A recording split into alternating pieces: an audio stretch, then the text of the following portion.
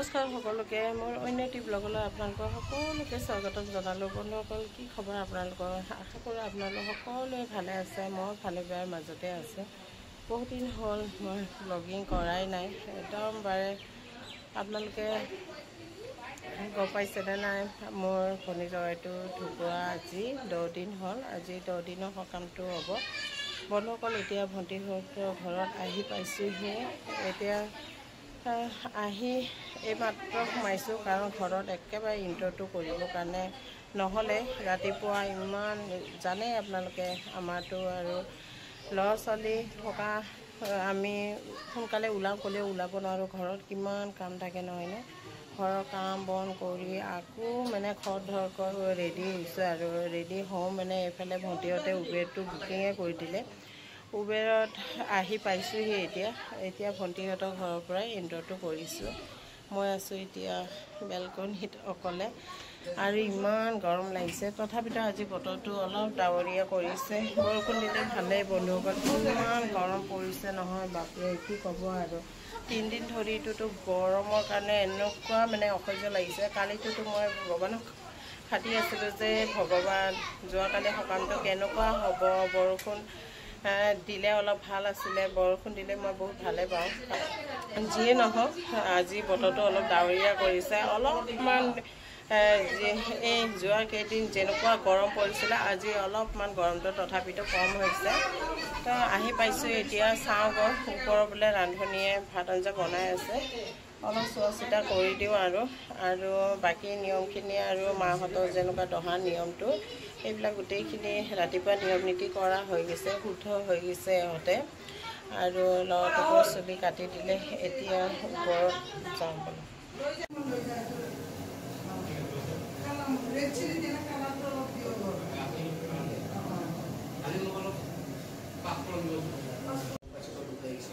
কি কাটি আছ তোমালোকে? পিঁয়াজ?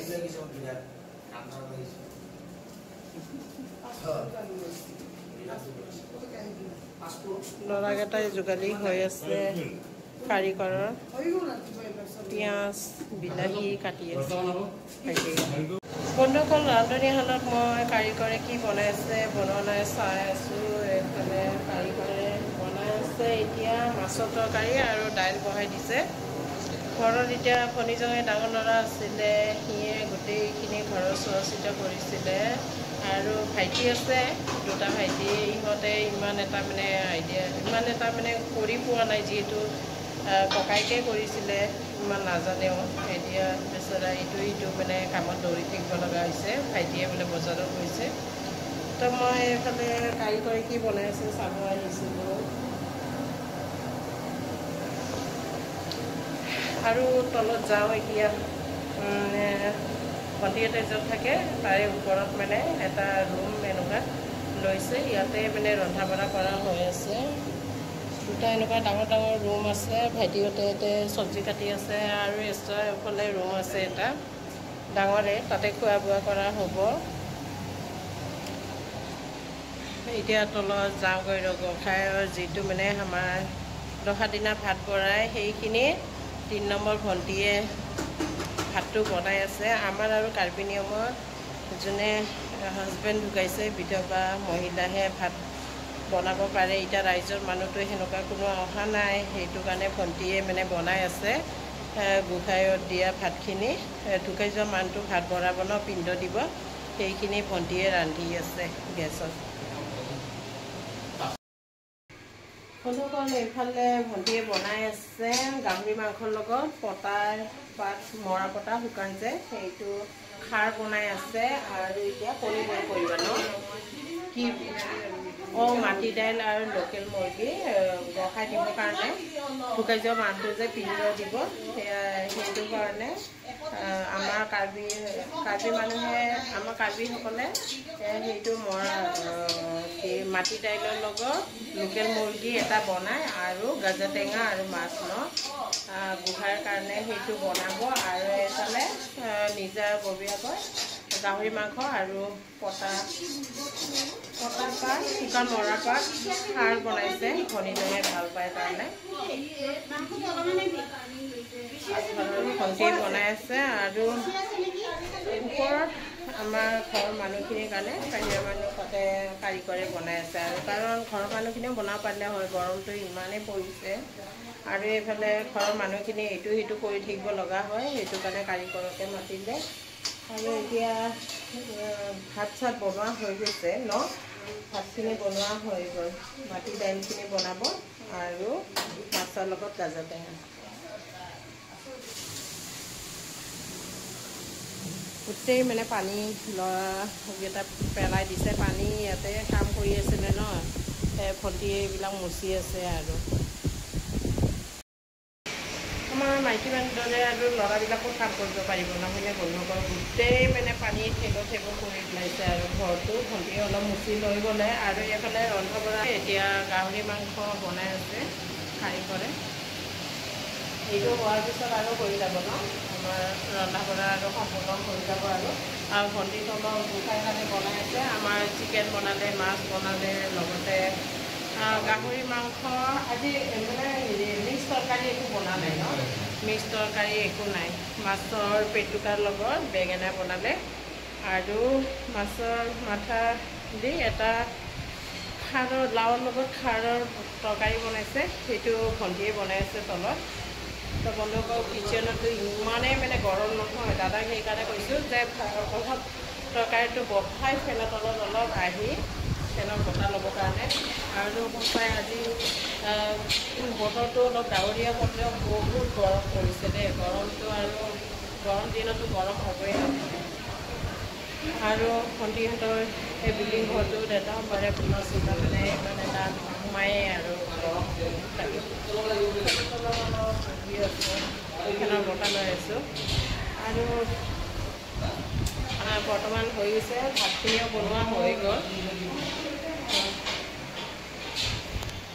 এতিয়া আৰু কাৰিকৰে গাহৰি মাংসখিনি বনোৱা হোৱাৰ পিছত আমাৰ হৈ যাব আৰু মানুহখিনি আৰু গোসাঁৰ কাৰণে অলপমান কামটো কৰাৰ পিছত খোৱা লোৱা কৰিব পাৰিব আৰু এতিয়া দিনৰ কেইটা বাজিলে সময় চোৱাই নাই।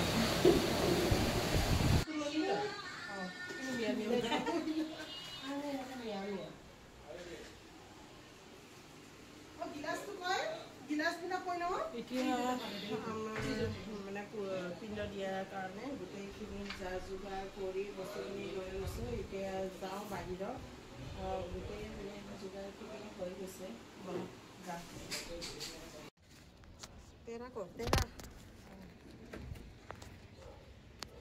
বাপৰে উঠি আহোঁতে ইমান ভাগৰ লাগিছে নহয়। এতিয়া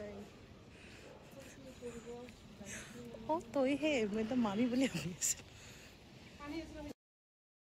বন্ধুসকল, পিণ্ড দিয়া নিয়মটো ছাদৰ ওপৰতে কৰিছোঁ, কাৰণ চোতালত একেবাৰে জগাই নাই। ছাদৰ ওপৰতে ভালকৈ ঠাইখিনি মুচি লৈছোঁ, তাতে তুলসী পানী ছটিয়াই আগলতি পাততে চাকি বন্তি জ্বলাই এতিয়া ল'ৰাটোৱে প্ৰথমত আৰম্ভণি কৰিছে। ল'ৰাটো কাৰণ দেউতাকক পিণ্ড দিছিলে আৰু ল'ৰাটোকে এতিয়া ভাত বনাবৰ কাৰণে কৈছোঁ, কাৰণ আমাৰ ভাত বনোৱা বুলি কয় পিণ্ড দিয়াটো। এতিয়া ল'ৰাটোৱে প্ৰথম আৰম্ভণি কৰিবৰ কাৰণে লৈছে। এতিয়া মাকে আৰু এটা এটা বস্তু ল'ৰাটোক দেখাই দি আছে আৰু কেনেকুৱা দিব লাগে, কি কি বস্তু দিব লাগে। ল'ৰাটো সেইমতে মাকৰ কথা শুনি এটা এটাকৈ বস্তু দি আগবঢ়াই আছে।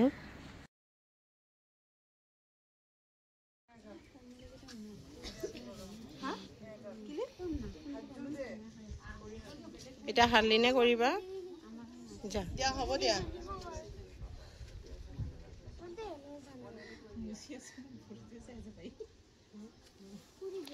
এতিয়া ল'ৰাটো ভাত বনোৱা হৈ গ'ল, তাৰপিছত ভাত বনোৱা বুলি কওঁ পিণ্ড দিয়াটো। এতিয়া ল'ৰাটো কৰাৰ পিছত বাকী গোটেই ঘৰৰ মানুহে এজন এজনকৈ কৰি যাব। এতিয়া ভণ্টি আৰু ছোৱালীজনীয়ে দিব, এনেকৈ গোটেই ঘৰৰ মানুহখিনিয়ে দিব লাগিব, লগতে আমিও দিব পাৰোঁ।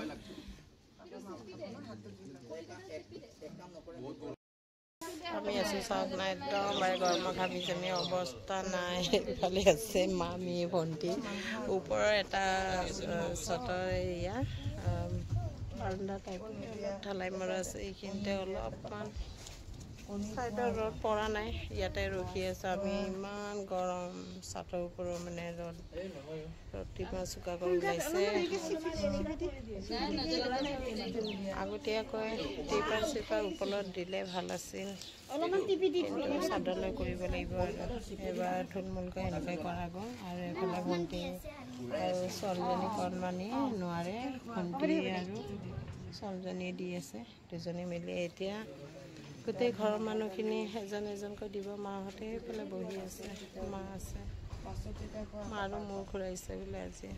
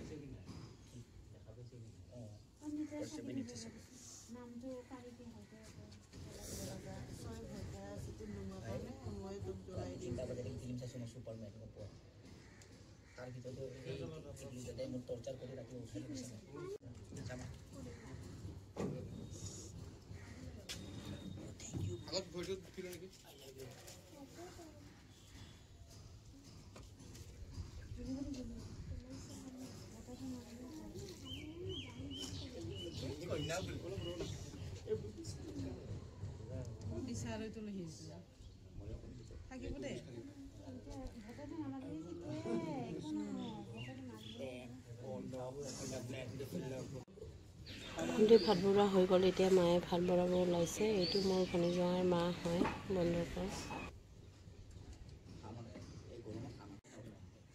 মায়ে ভাত বনোৱা হোৱাৰ পিছত আকৌ এতিয়া ভনীজোৱাৰ ভাইটি এইটো ভাইটিয়ে মানে ভাত বনাবৰ কাৰণে ওলাইছে আৰু ভণ্টিয়ে মানে ভাইটিক শিকাই আছে কেনেকুৱা দিব লাগে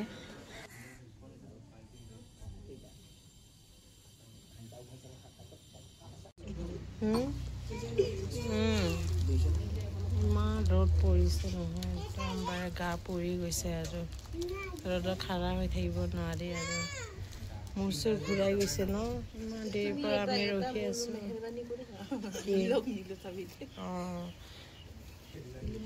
এতিয়া ঘৰৰ গোটেইখিনি মানুহ দিয়া হৈ গৈছে আৰু এতিয়া ভণ্টি আৰু ভণ্টিৰ ছোৱালীজনী দি আছে আৰু আমি দিবৰ কাৰণে আছোঁ বন্ধুসকল তাৰপিছত নিয়মটো সম্পন্ন হৈ যাব আৰু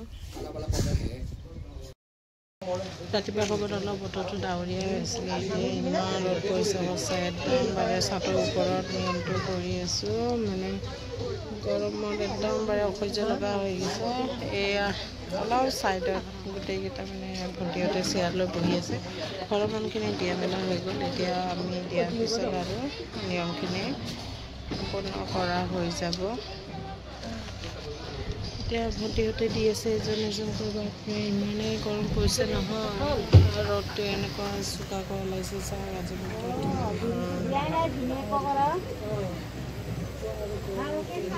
অসহ্য লগা হৈ গৈছে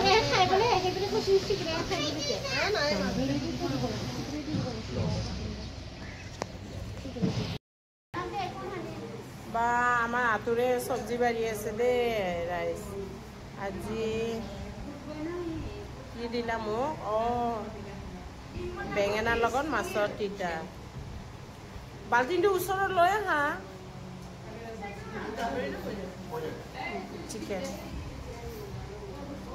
বন্ধুসকল এতিয়া দিনৰ কেইটা বাজিছে 3টামান বাজিলে চাগে 4টাই বাজিল বাবা নেওখিনি কৰোঁতে কৰোঁতে 4টাই বাজিল বোলে আৰু এতিয়া আমি ভাত খাব ওলাইছোঁ দুপৰীয়া সাজটো আৰু এইফালে ভণ্টিহঁতে চাহ ভণ্টিৰ ল'ৰাটো ভাত চব্জি দিয়াত লাগি গৈছে পাৰিছে আমাৰ আঁতৰে দিবা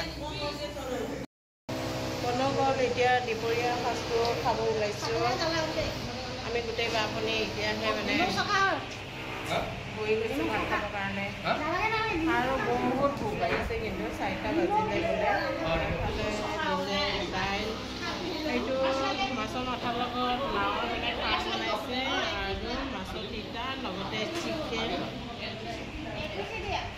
তো এতিয়া খাই লওঁ বন্ধুসকল এতিয়া পনীৰ 6টা বাজিছে আৰু ঘৰ যাবৰ কাৰণে ওলাইছোঁ সেইখন আজি ব্লগটো কেনেকুৱা পালে কমেণ্ট কৰি জনাব আৰু যদিহে ভাল লাগিলে লাইক শ্বেয়াৰ আৰু ছাবস্ক্ৰাইব কৰিব নাপাহৰিব বন্ধুসকল আৰু এতিয়া চাওকচোন গধূলি পৰিৱেশটো ইমান সুন্দৰ লাগিছে নহ'লে ইয়াৰ পৰা একদমবাৰে সূৰ্য বেলিও ডুবিব হৈছে বন্ধুসকল আৰু লগতে বৰষুণো দিব চাগে বতৰটো অলপমান ডাৱৰীয়া কৰিছে তো আজি ব্লগটো ইমানতে সামৰিছোঁ আজিলৈ আহিছোঁ আকৌ লগ পোৱাৰ প্ৰতিশ্ৰুতিৰে আজিলৈ ইমানতে সামৰিলোঁ বাই বাই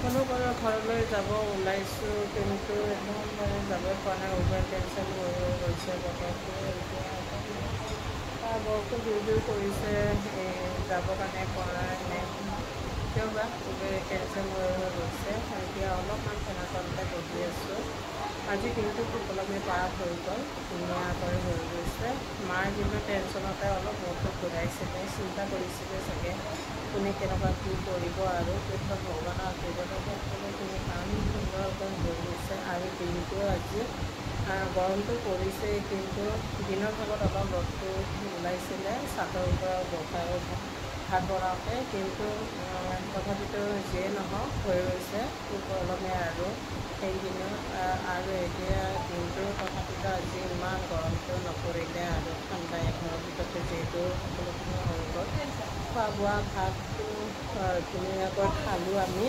গোটেই বাঘনে বতাহতে চুলিকেইটা উৰি উৰি আহে ভাত পানী ইমান সুন্দৰকৈ বনাইছে সোৱাদে লাগিছে ভালে হৈছে গোটেইখিনি মানে ভাত চব্জি যিবিলাক বনাইছে গোটেই মানে টেষ্টি হৈছে জেনেৰেলি বহুত সোৱাদ হৈছে আমি ভাত পানী তৃপ্তিৰে খালোঁ এসাঁজ গোটেই বাৰজনী একেলগে খাইছোঁ এতিয়া আৰু যাওঁগৈ বন্ধুসকল উবেৰটো আহিলেই আৰু যাম আৰু